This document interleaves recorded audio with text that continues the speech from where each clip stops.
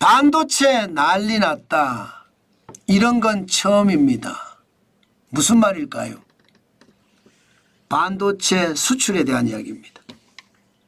반도체 수출이 2024년 11월에 30.8%까지 늘었습니다. 와, 저는 이거 대단하다고 생각을 합니다. 왜 대단하느냐? 여러분, 2023년 11월을 보면 전년 대비 12.9%가 성장했습니다. 플러스예요. 그런데 올해는 이 12.9%를 뛰어넘어서 30.8%가 성장했다는 이야기잖아요. 와, 반도체의 저력을 유감없이 보여주는 대목이 아닌가 저는 그렇게 생각을 합니다. 기저효과도 뛰어넘을 정도니까 최고죠.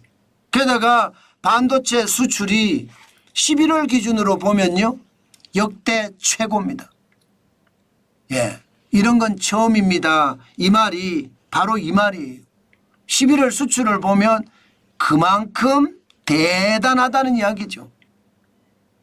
참 수출은 대한민국에 어떻게 생각하면 젖줄이다 이렇게 이야기하는데 실제로 젖줄이 되고 있다는 것 행복이죠. 실제 각 종목별로도 보면요, 반도체가 유일합니다. 30.8%로. 승용차 잘 나간다고 이야기했지만 마이너스 13.6%였고요. 석유 제품은 마이너스 18.7%. 철강이 조금 올라갔지만 1.3% 미미했고요. 무선통신기기는 마이너스 3.3%로 줄었습니다. 자동차 부품은 다행히 8% 늘었어요. 선박은 70.8%가 늘었고요. 일반 기계 18.9%가 줄어들었습니다. 여기서 보면 반도체의 수출이 단연 독보적이죠. 그 정도로 말입니다. 반도체는 대한민국에게 없어서는 안 될 수출의 핵심 품목이라는 뜻이에요. 11월 기준으로 보면 전체 수출의 22%를 반도체가 담당합니다. 22%. 너무 크죠? 그렇지만 현실입니다. 그만큼 말입니다. 다른 제품의 수출은 많이 줄어들었다 이렇게 얘기할 수가 있습니다. 실질적으로 반도체가 이렇게 늘어나니까요, 수출도 늘어났습니다. 물론 불안한 숫자예요. 2024년 11월에 수출이 1.4% 늘어나는데 그쳤거든요. 2023년 11월에 7.8% 늘어났으니까 기저효과가 없어진 탓도 있습니다. 그러나 수출에 뭔가 이상 징후는 있다는 뜻이에요. 반도체가 그나마 끌고 가고 있다 이런 얘기죠. 그나마 다행이죠. 그나마 다행입니다. 여기에다가 수입은 줄었습니다. 수입은 2.4% 줄어들었어요. 이게 2024년 11월에도 마이너스 11.6%가 줄어들었는데 올해도 2.4% 줄어들었습니다. 이것은 우리가 걱정할 필요는 없습니다.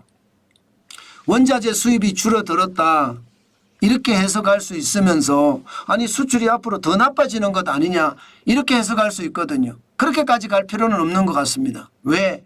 유가가 굉장히 많이 올랐다가 떨어졌기 때문에 수입 가격이 줄어드는 거거든요. 그래서 유가가 많이 떨어졌다 이렇게 생각을 하시면 될 것 같습니다. 아직까지는 수입이 떨어지는 게 우리 수출에 영향이 많아서 수입이 떨어지는 것은 아니다. 그 정도로 해석을 하면 될 것 같습니다. 이렇게 되니까 여러분 우리 수출은요 쭉쭉 올라갑니다. 쭉쭉 올라갑니다. 563억 5,400만 달러. 굉장하죠. 이게 550억 달러가 넘어서면 수출이 진짜 많아졌다는 뜻이거든요. 1.4%밖에 못 늘어났기는 하지만요. 수입은 507억 4,300만 달러. 그래서 무역수지가 56억 1,100만 달러를 기록을 했습니다. 56억 1,100만 달러. 대단하죠. 일단 14개월 연속 지금 무역수지가 좋아졌다는 이야기예요. 14개월 연속. 나쁘지 않죠. 뭐 계속 좋아지니까. 여러분 보시는 것처럼 무역수지는요. 2024년 11월에 56억 1,100만 달러죠. 전체적으로는요. 2024년 올해만 451억 7,700만 달러의 수익을 내고 있습니다.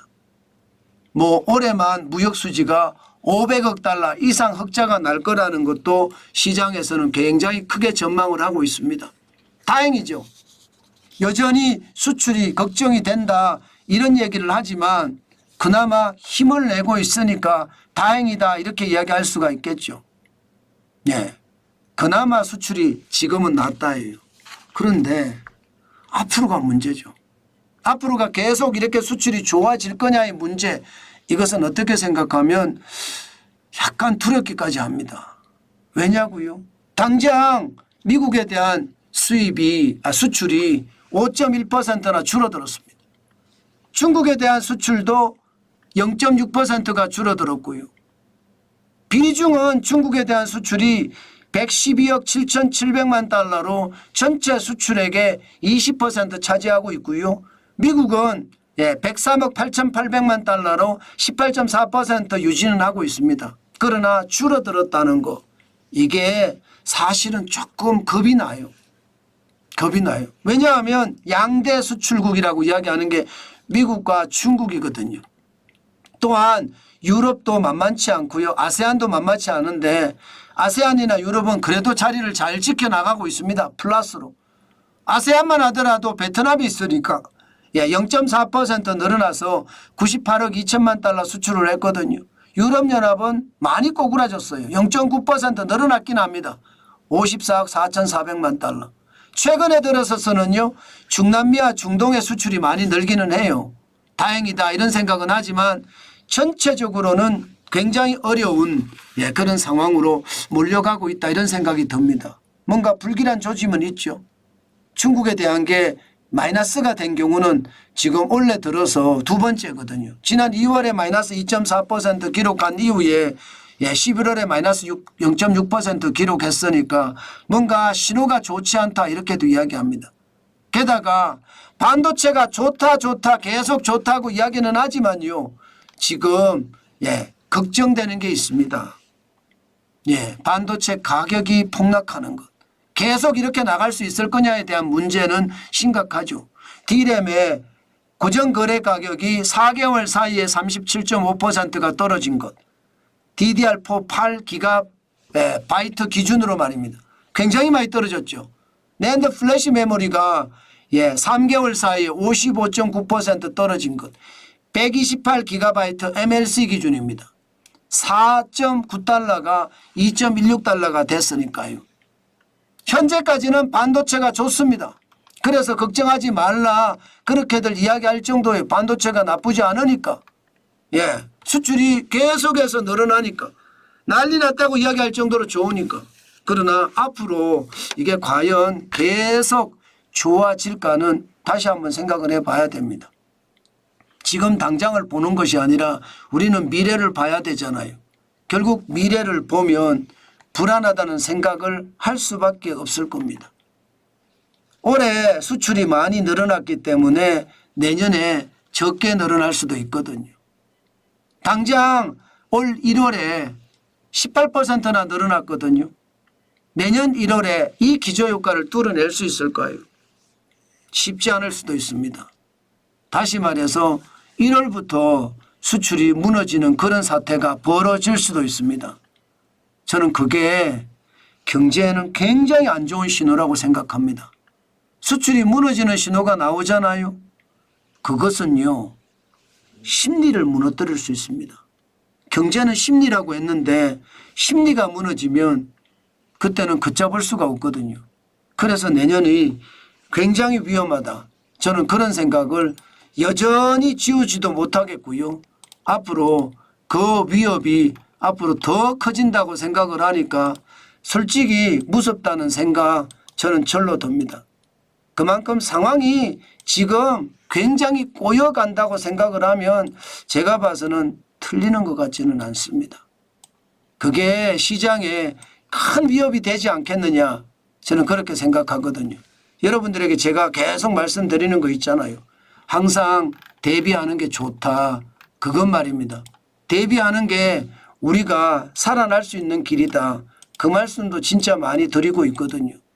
저는 여러분 시장이 계속 변화할 때 항상 조심하시라는 이야기를 제가 많이 드리는데 요즘 같을 때는 진짜 조심하셔야 됩니다.